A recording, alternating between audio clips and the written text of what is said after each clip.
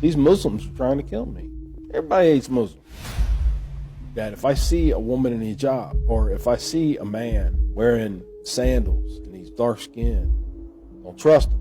Keep an eye on him. And even though I wanted to die, I wanted to hate somebody more. I wanted to hate somebody more.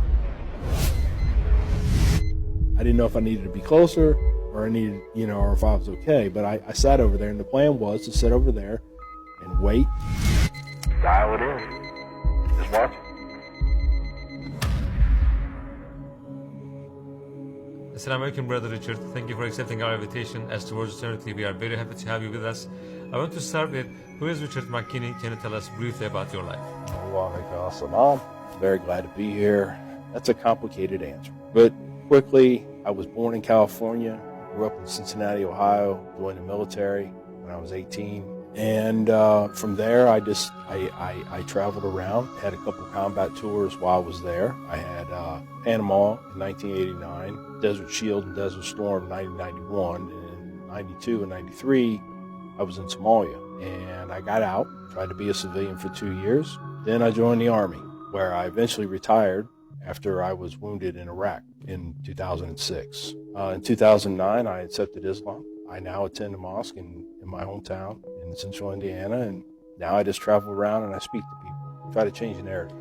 How was your life before Islam? What were you believing in?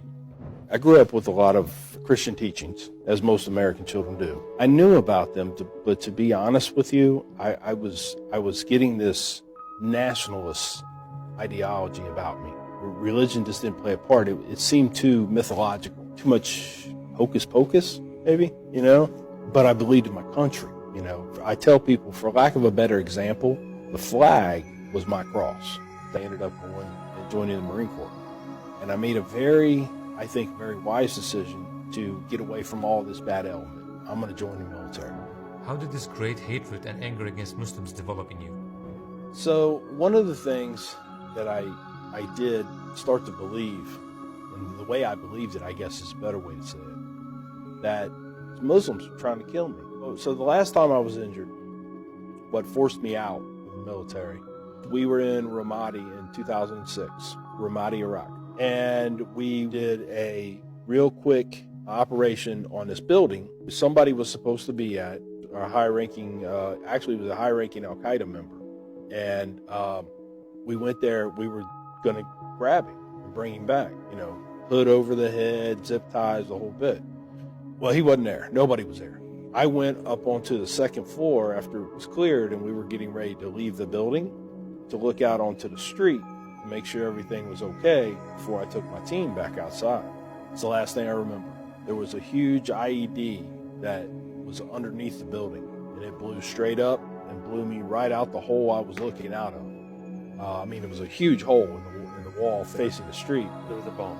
It was a bomb. And from what I was told, it blew me straight across the street. And I have no memory of it. So it's like, it's not real difficult for me to tell the story. I'm just telling what everybody told me because I don't remember. But it messed me up kind of bad. I had some injuries that I still have injuries because of it. What happened to you after this incident? What were your thoughts? There were so many things that were just compounded in your head that this is what all these people are doing. These Muslims are trying to kill me, And even though I wanted to die, I wanted to hate somebody more. I wanted to hate somebody more. And it was easy because at that time, common enemy. Everybody hates Muslims. So I'm back home now with all these thoughts, all this anger. And I says, there's something that I can do. And I devised a plan. Or I was still able to get a hold of different components that I could create my own bomb. And in the course of 3 years, that's what I did. I built this thing, the bomb. I took my time. As my planning went on, I was like, well, how am I going to get these guys? Sometimes not a lot of them show up. Ramadan on a Friday afternoon. They're all there.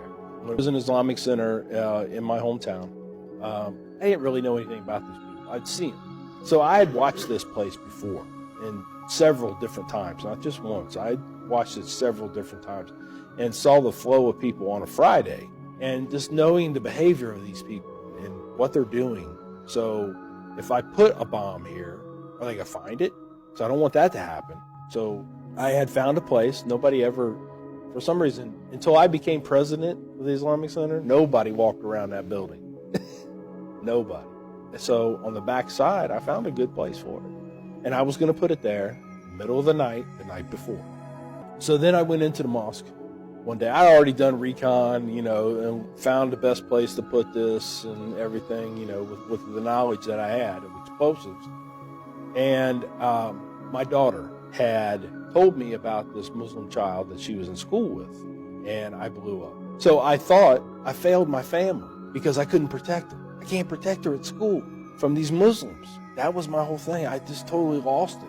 And my daughter, 7 years old, is looking at me like I've just lost everything. And she was, the look in her eyes was like she was even questioning whether she even loved me anymore, because I was being so racist or so, against these one people just because they looked a certain way or they did a certain thing. That was it. After different profanities came out of my mouth and, calling them all kinds of racial slurs, I guess is the best way to put it, I went up into my bedroom. I kind of sat on the bed and I started to cry a little bit. I said, well, you have to find the proof, man. You're right. I believed in myself I was right because they're evil. They want to kill us all, right? But I didn't have any kind of tangible proof to show my daughter. I didn't have that. So I had to go get it. Where am I going to get it? The mosque. Where else? Not want to be in that place. So of course I'm a little nervous. I try to keep my composure. Obviously now, after I found out and heard from some of the people there that I didn't do a very good job at that, because they could tell I was nervous, I was frustrated, and I went in there, I met with them, and I introduced myself as somebody who just wants to learn a little bit more about Islam. Not a total lie, but didn't tell them what my real intentions were. So, I was introduced to several people, talked to several people. It was a Friday. Again, I went on Friday because I knew they'd be there. I listened to the sermon, the khutbah, right? And I was like, man, that sounds good. They're just saying that because I'm here. I already know. They probably got people held down in the basement for propaganda videos. I already know. I mean, these are the things that are going through my mind, right? And then they handed me a Quran. And I was told to take it home, read it, come back when you have questions. I was so happy because in my mind, I felt like I'd just been handed the holy grail of evil, and I'm going to have somebody explain it to me. Wow, that's better than hitting the lottery. I mean, isn't it? It take no effort on my part. So I did. I did just that. I read it, and I went back. I was back a lot. Surprised them, because here's this non-Muslim coming in. He's all in here all the time. I've been reading. I got these questions. You said come back and ask you. And after a while, it finally came to me that all religions have some sort of a text. And that text is a guidebook to how they're supposed to live their lives, right? It's to direct them in the certain direction, right? And you're to live as close to that as you can. So I'm reading the things in the Quran. And my impression of Islam is the people that have been shooting at me and seeing all the horrible things that they were doing, right? It didn't match. But these people in here in Muncie, Indiana, were actually, I could make examples of things that they were doing that was in the Quran to do. So they are and they aren't. Never been called an intellectual person, but a light bulb came on. Obviously, the ones who I had gotten my impression of Islam from were a bad example. That's not Islam. This is more like Islam. So I started to change a little bit. But then I went through stages. Maybe these are the good Muslims. I've heard there's some good Muslims. Maybe these are the ones. Maybe these are the good ones. And as I'm getting introduced to other Muslims and doing research and looking online and watching both good and bad YouTube videos, because back then they still had the real bad ones, and watching this and comparing it with what's in the scripture here, all those bad videos, they come from a place of hate. There's no relevance to what is in the book and what they're saying. There's no relevance. Oh, man. So I just kept reading and kept reading. My ill feelings started to slowly just dissipate. They just went away. And, I get to certain passages in the Quran, like 532, kill one human being is as if you had killed all of humanity. No. Indiscriminate killing was going on by these people that I had taken my impression of Islam. Wow. Okay. Keep reading. And then, get to certain other passages. Allah made us into different nations and tribes so that we may learn from one another, not despise one another. Oh, okay, I can see that right here because this person is involved with local government and Rotary Club and all these other organizations. Oh, okay, I get that. So it started to all go this way. So what was the main thing that convinced you that Islam is 100% the truth? Yeah, so I realized that Islam was really the thing for me through my readings of the Quran and the explanations I got. And I didn't take their word for it. Now, when they would tell me that's what this means, I would go back and I'd research. So reading the Quran and having the feeling that it is touching me. It is, I'm reading these words, but I'm feeling them too. So when did you actually say, I have to become a Muslim? The dreams I had with the blood on the paper target. I was on the rifle range, where you practice shooting, okay? And I was shooting a paper target way down there. And it had been a source of looking at my enemies, dehumanization, right? I was dehumanizing my enemies because they were just targets. That was one way of coping with the whole taking of human life, right? And I remember one of the last dreams I had was this paper target started bleeding. I went down and wiped it off. It kept bleeding. It kept bleeding and bleeding. And it was at that point I decided I need to be a Muslim because now I see my humanity is coming back. I didn't have humanity for a long time. I didn't even know what it was.